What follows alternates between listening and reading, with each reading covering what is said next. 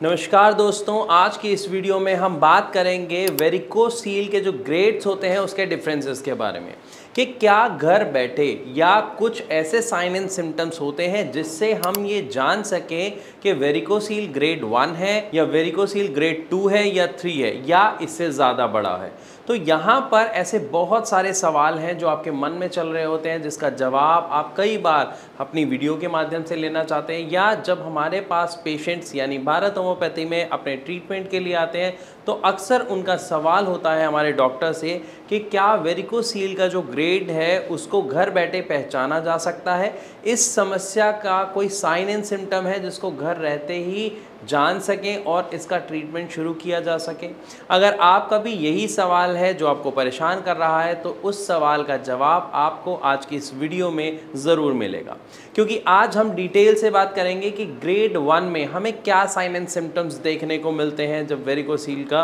Grade 1 होता है, या अगर हम बात करें कि वेरिकोसील ग्रेड 3, 4 या 5 में कौन से साइन एंड सिम्टम्स देखने को मिलते हैं। तो सभी जानकारी आज की इस वीडियो में मैं आपके लिए लेकर आया हूँ। तो चलिए शुरू करते हैं वीडियो और सबसे पहले जानते हैं कि अगर किसी को भी वेरिकोसील ग्रेड 1 है तो क्या कोई साइन एंड सिम्टम दिखता है। तो यहाँ पर कुछ चीज़ों का आपको ध्यान रखना है कि अगर आपको खड़े होते वक्त या लेटते वक्त या इवन जोर लगाने पर भी अगर आपके टेस्टिकल्स में, आपकी वेन्स में कोई चेंज देखने को नहीं मिलता है, कोई फ्लक्स देखने को नहीं मिलता है और आप ये पता लगाना चाहते हैं कि आपको वेरिकोसील की समस्या है या नहीं, तो इसका केवल एकमात्र ही समाधान है जो है अल्ट्रासाउंड। जी हाँ, स्क्रॉटम अल्ट्रासाउंड, जिसको करके आप ये पता लगा सकते हैं कि आपको वेरिकोसील ग्रेड 1 है या नहीं। क्योंकि आम तौर पर ऐसा देखा जाता है कि वेरिकोसील ग्रेड 1 में कुछ खास साइन एंड सिम्टम यानी कुछ खास लक्षण देखने को नहीं मिलते हैं।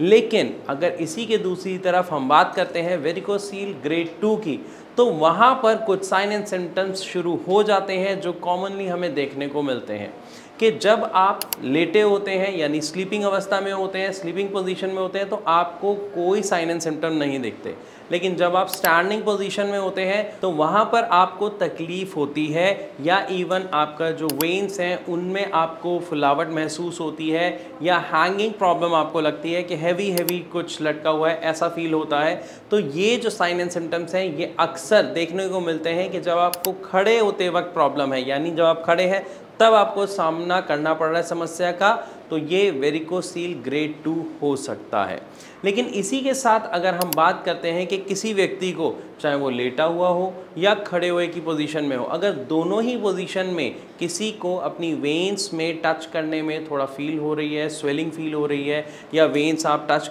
करके फील कर पा रहे हैं, आपके जो स्कॉटम्स हैं वो हैंगिंग पोजीशंस में हैं, या फिर इवन इसके साथ साथ आपको पेन है, तो ये अक्सर देखने को मिलता है कि वेरिकोसील ग्रेड 3 या 4 हो सकता है। इसी के साथ वेरिकोसील में वल्साल्वा, यानी जब हम अपनी नाक और मुंह दोनों को बंद करके जोर लगाते हैं, जैसा कि हम जब सुबह पॉट पे बैठे होते हैं जब प्रेशर लगा रहे होते हैं, उस तरीके से अगर हम प्रेशर लगाते हैं और हमारे जो अंडकोश हैं उसकी नसों में फुलावट देखने को मिलती है, और ये फुलावट जो नसों की फुलावट है, जो अंडकोश में जो टेस्टिकल्स हैं उनकी जो नसों की फुलावट है, अगर वो 2 mm या उससे ज़्यादा है तो ये पूरे चांसेस होते हैं कि वो वेरिकोसील ग्रेड 3 या 4 हो सकता है। इसी के साथ एक टेस्ट होता है जिसको हम कहते हैं वेरिकोसील वल्साल्वा। अब ये वल्साल्वा क्या है, जब हम नाक और मुंह बंद करके जोर लगाते हैं नीचे की तरफ तो हमारे टेस्टिकल्स यानी अंडकोश में उसकी नसों में जो हमें फ्लक्स देखने को मिलता है,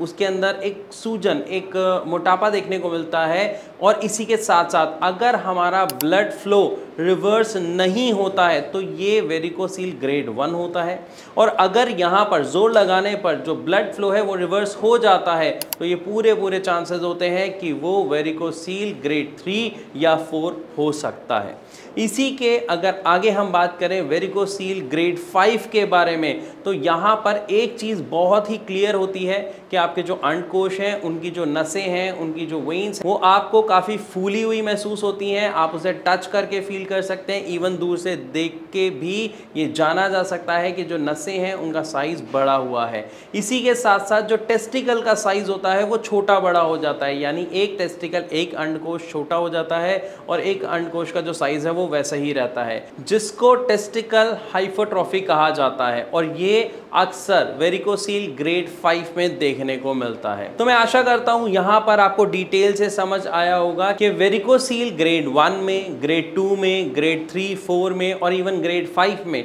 किस तरीके के लक्षण, साइन एंड सिम्टम्स देखने को मिलते हैं और किस तरीके से एक व्यक्ति ये जान सकता है कि उसका वेरिकोसील का कौन सा ग्रेड है। इसी के साथ साथ एक चीज़ समझना बहुत ज़्यादा ज़रूरी है कि वेरिकोसील अगर आपको चाहे फर्स्ट ग्रेड है, चाहे सेकंड ग्रेड है या थर्ड ग्रेड हो गया है, यहाँ पर आपको सर्जरी के बिना भी सॉल्यूशन मिल सकता है। जी हाँ, आपने बिल्कुल सही सुना, बिना किसी चीरफाड़ के आप अपने बॉडी के अंदर जो वेरिकोसील नाम की समस्या है इसको जड़ से खत्म कर सकते हैं होम्योपैथिक मेडिसिन के द्वारा, जिसके लिए आप नीचे दिए गए नंबर पर कॉल करके अभी के अभी भारत होम्योपैथी के डॉक्टर से कंसल्ट कर सकते हैं, अपनी रिपोर्ट शेयर कर सकते हैं, इवन आप अपनी प्रॉब्लम्स के सॉल्यूशन ले सकते हैं, या फिर आप कमेंट के माध्यम से अपने सवाल हमसे साझा कर सकते हैं। हम जल्द से जल्द उनका जवाब भी आपको देते हैं। फिर भी अगर आपके मन में और कोई सवाल है, कोई डाउट है, तो आप हमसे ज़रूर पूछिए। वीडियो अच्छी लगी तो इसे लाइक ज़रूर कीजिए। इस वीडियो को ज़्यादा से ज़्यादा शेयर करें ताकि जितने भी वेरिकोसील के जो पेशेंट्स हैं, जो डाउट में रहते हैं, परेशान रहते हैं, पैनिक हो जाते हैं कि वेरिकोसील हो गया है, कौन सा ग्रेड है, कैसे पता लगाएं, वो ये जान सकें। और ऐसी और इन्फॉर्मेटिव वीडियोज़ देखने के लिए हमारे चैनल को सब्सक्राइब करना बिल्कुल ना भूलें।